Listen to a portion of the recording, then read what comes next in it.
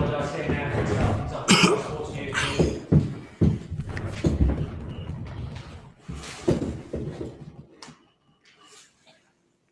Let's get going, boys and girls. Sorry, I think it's me first. First of all, it was obviously a very important game for you today. What's that? Say that again. Sorry, I didn't hear it.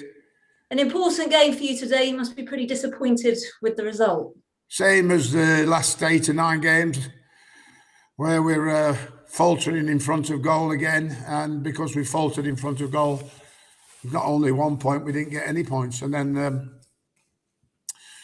obviously we gave away a silly penalty today, which we can ill afford to do based on our ratio of goals scored per game. And it's a great shame because our chances created, our opportunities created in the opposition's box were there, but our finishing again wasn't up to scratch.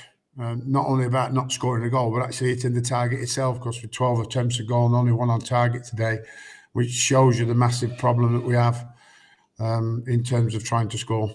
And that's a great shame based on the consistent performances the lads have put together over the last 8, 9 and 10 games, and the rewards have not been there.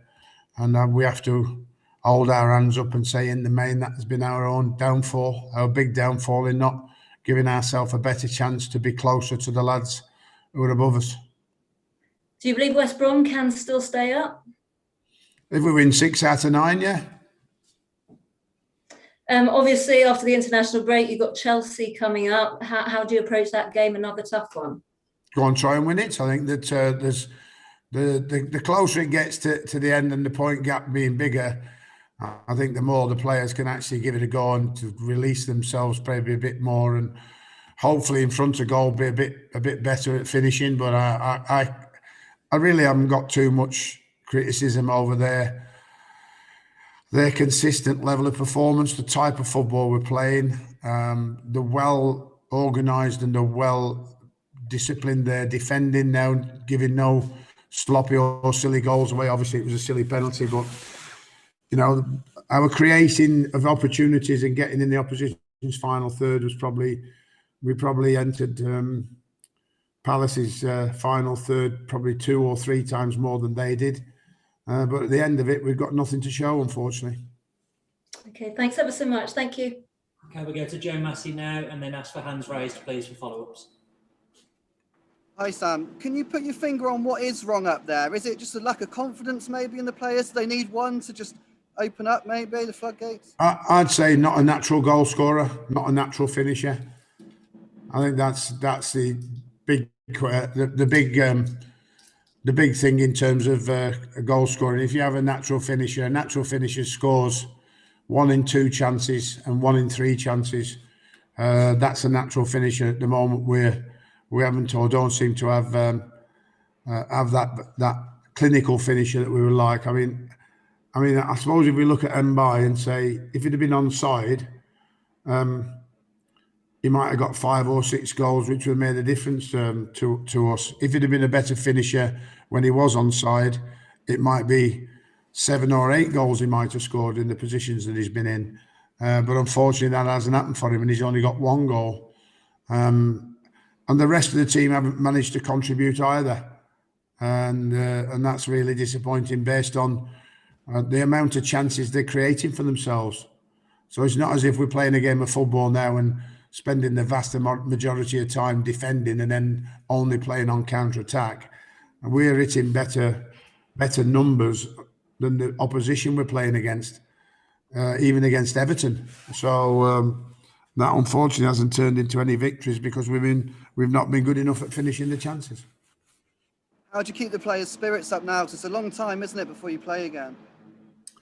Well, the break might do them good. I mean, we wanted to feel in high spirits today by getting a victory. I think they did everything they possibly could to try and do that. I think that lots of different aspects of what's happening over the last next 3 weeks is players who haven't played so much. We will arrange a couple of friendlies behind closed doors. Players who've played a lot and not on international duty will get some time off of the families. and then the players on international duty will need to keep us informed on where they're going and what they've done every time there's a game for the international team, and any injuries to be reported as quickly as possible. Thank you, Sam. Thank you. Okay, we'll get to Joe Chapman now, please. Hello, Sam. I know You're breaking up, I'm afraid, Joe. you've been working hard in terms of consistency and selection of starting 11. Able to hear me, Sam? I can't hear you, Joe. It's, you sound like Norman Collier. Do you remember him? No. Somebody is smiling. He remembers Norman Collier. Try again, Joe. It's gone. Okay, anyone else? He's asking, have you, where are sort of Robinson and Grant, how close are they to being involved? Are they pushing for a place?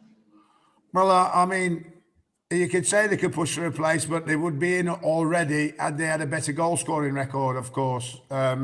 So, you know, that's a difficult scenario for me to answer. Like, I mean, do I put them in?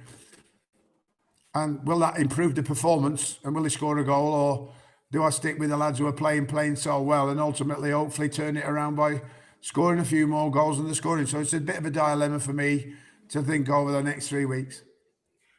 Thanks. Anyone else?